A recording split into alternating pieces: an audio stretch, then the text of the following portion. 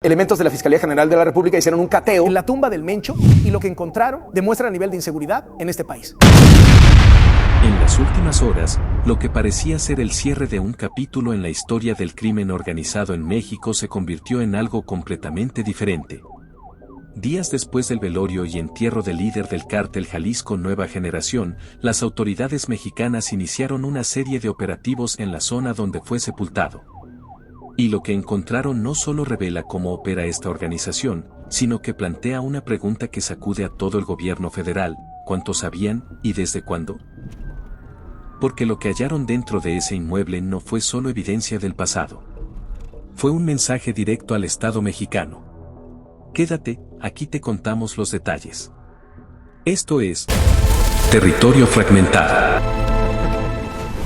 El secretario de Seguridad y Protección Ciudadana, Omar García Harfuch, autorizó en los últimos días un cateo que abarcó no únicamente la tumba del líder del cártel Jalisco Nueva Generación, sino toda la zona donde se realizó el velorio y entierro.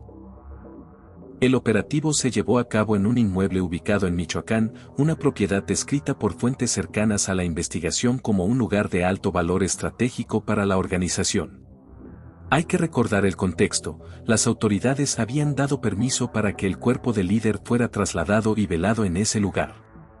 Fue una decisión polémica desde el principio, pero que se permitió bajo ciertas condiciones. Lo que las autoridades no anticiparon fue lo que encontrarían después de que todo terminara. Porque mientras el gobierno daba ese permiso creyendo que tenía el control de la situación, la organización ya estaba usando ese margen para otra cosa.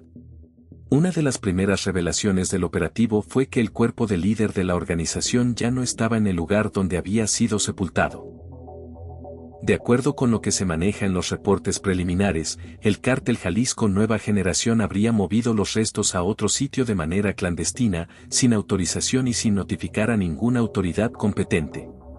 Esto no es un detalle menor. Significa que, desde el momento del entierro, la organización ya tenía un plan distinto al que se acordó con las autoridades. El permiso otorgado para el velatorio fue aprovechado como una ventana de operación. Tiempo para mover recursos, personas, información. Y dejar una tumba que, técnicamente, estaba vacía. Una tumba que, sin embargo, no estaba vacía de todo. Dentro del área cateada, según la información que ha trascendido, las autoridades encontraron documentación de alto valor. No se trata de cualquier tipo de documento. Se habla de listados con nombres de funcionarios públicos que, presuntamente, habrían tenido algún tipo de vínculo o colaboración con el cártel Jalisco Nueva Generación a lo largo de los años. Personas en diferentes niveles de gobierno, tanto estatal como federal.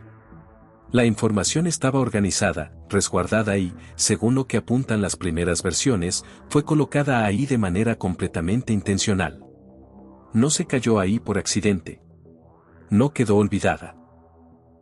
Alguien decidió que ese era el lugar donde debía estar.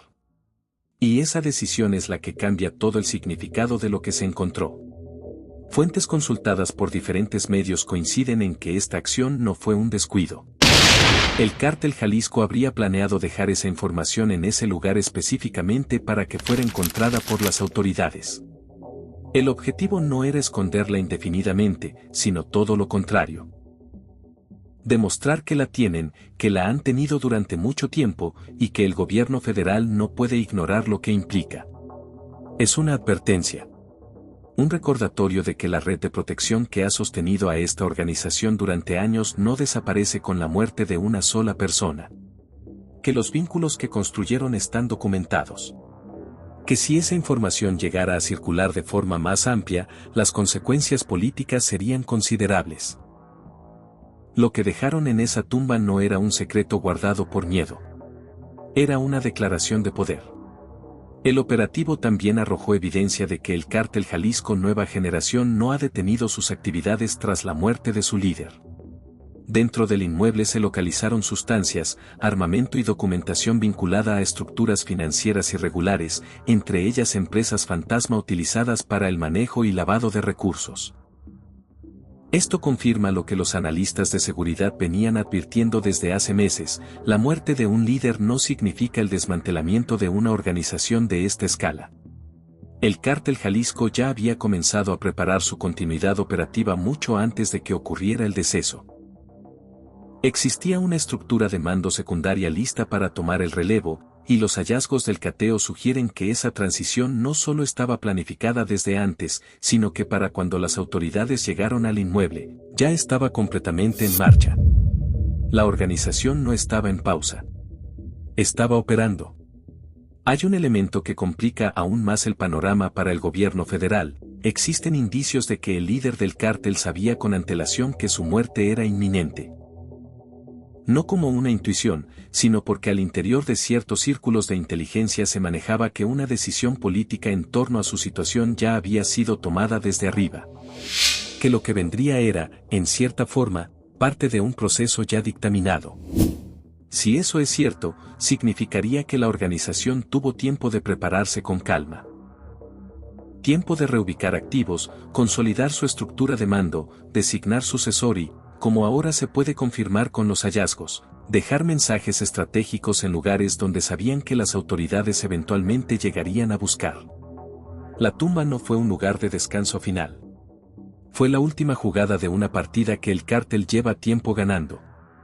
Omar García Harfuch ofreció declaraciones al respecto en conferencia de prensa.